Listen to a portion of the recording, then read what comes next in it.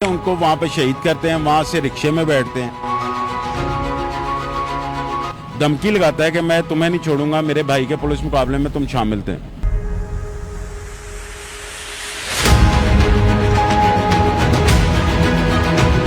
कि ये जो रेहान है उसकी हमशीरा को भी सामने तफ्तीश किया गया है, उसके बेनोई पे भी शक जा रहा है।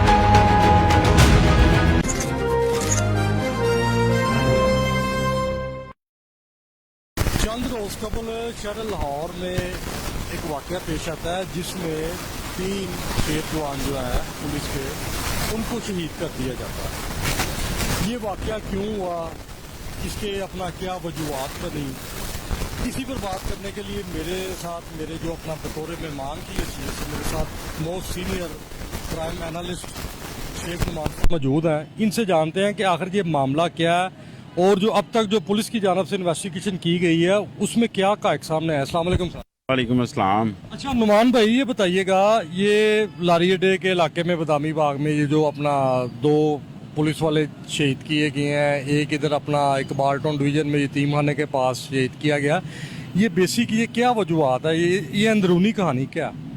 हशाम भाई, इसके लिए ना थोड़ा सा आपको बैकग्राउंड देखना पड़ेगा। ये जो मरकजी मुलजिम है रेहान, इसका बड़ा भाई फैजान था। 1.5 साल पहले आपको याद होगा कि पुलिस वालों को टारगेट करने का एक सिलसिला शुरू हुआ था। पुलिस वाले घर जा रहे होते थे तो पीछे से एक नौजवान आता था, मोटरसाइकिल पे फायरिंग करके उन्हें शहीद कर देता था। बेसिकली फैजान जो था ये पहले क्रिमिनल एक्टिविटीज़ में था। फैजान उसके बाद अपना वेपन लेके इसके खिलाफ थाना शादरा में एक मुकदमा भी दर्ज हुआ। ये उसके बाद पकड़ा गया सिविल असास इदारे और ये CTD के पास रहा। इसकी रिहेबिलिटेशन हो गई है, उसके बाद नौकरी भी लग गया, लेकिन फिर भी इसको शौक था। ये दोबारा वेपन इसने लिया है, ये जाकर फायरिंग की प्रैक्टिस करता था दूसरे इलाका गैर में कह लें। उसके बाद जब ये वापस आता है तो इसके पास बारूदी मवाद होता है। CTD इसको पकड़ लेती है, यहाँ से ये जाता है जेल में। वहाँ पर इसको एक कलअदम तंजीम मिलती है, वो कलअदम तंजीम ही इसकी ज़मानत करवाती है। यहाँ से ये निकलता है, ये अफ़गानिस्तान जाता है, वहाँ से ट्रेनिंग लेता है।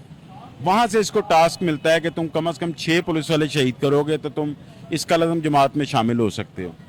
ये वापस आकर 3 पुलिस वालों को टारगेट करता है, एक ज़ख्मी होता है, इतने में ये पकड़ा जाता है।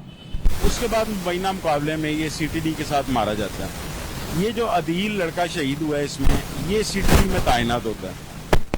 भाई फैजान का रेहान जो है वो इसको धमकी लगाता है कि मैं तुम्हें नहीं छोड़ूंगा, मेरे भाई के पुलिस मुकाबले में तुम शामिल थे। उसका मुकदमा थाना शफीकाबाद में दर्ज होता है। इसके बाद अदील इसकी ताक में रहता है। इसके वालिद जो हैं वो इसको फ़ोन करते हैं फयाज भट्ट अदील को कि रेहान घर आया हुआ, तुम आके इसे पकड़ लो, नशे की हालत में।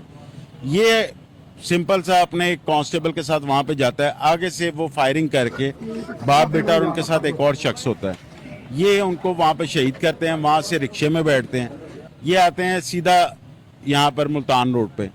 यहाँ पर ये फायरिंग करके 3 पुलिस वालों को ज़ख्मी करते हैं, जिसमें हारिस शहीद हो गया और एक जो राहगीर था वो ज़ख्मी था। यहाँ से ये एक LWMC की गाड़ी छीनते हैं, ये काला शाह काकू पे वो गाड़ी छोड़ते हैं और उसके बाद ये रावी रेहान के इलाके में चले जाते हैं। अब वहाँ पर जो असास इदारे जिन्होंने पहले इंटेरोगेट किया हुआ था इसके भाई फैजान को, इनको ये पता था कि वहाँ पर एक मदरसा है जहाँ पे इनका काफ़ी आना जाना है। वहाँ पर इसकी फैजान की बहन भी पढ़ती रही है, इसके वालिद भी वहाँ पे रहते रहे। इनको ये कभी यकीन था कि ये वहीं पे आएंगे और ये वहीं पे गए।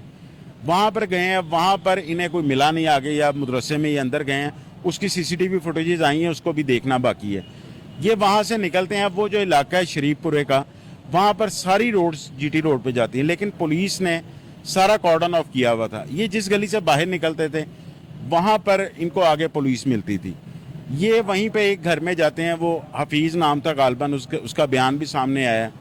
ये वहाँ पे पनाह लेते हैं, दीवार फलांग के अंदर जाते हैं। वहाँ पर मुकामी जो बंदा है वो मुकामी SHO को इतला देता है कि मैंने इस तरह यहाँ पर 2 मुसल्लह अफराद देखे हैं। SHO वहाँ पर और सिटी टीम है जिसमें, और इसके अलावा जो उनके दीगर थे वो सिविल असास इदारा और CCD mall town Hasnain Haider, इनकी टीम, ये वहाँ पे जाते हैं। इनका इनकाउंटर होता है, उसमें दोनों मारे जाते हैं, लेकिन वहाँ से तीसरा शख्स जो है वो फरार हो गया।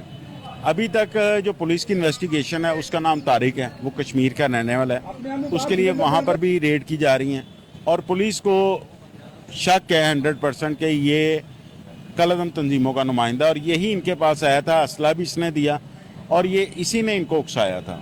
अच्छा, सोशल मीडिया पे अपना मोस्टली नज़र आ रहा है कि अपना ये भी सुनने में आ रही है बात कि ये जो रेहान है उसकी हमशीरा को भी शामिल तफ्तीश किया गया है, उसके बेनोई पे भी शक जा रहा है।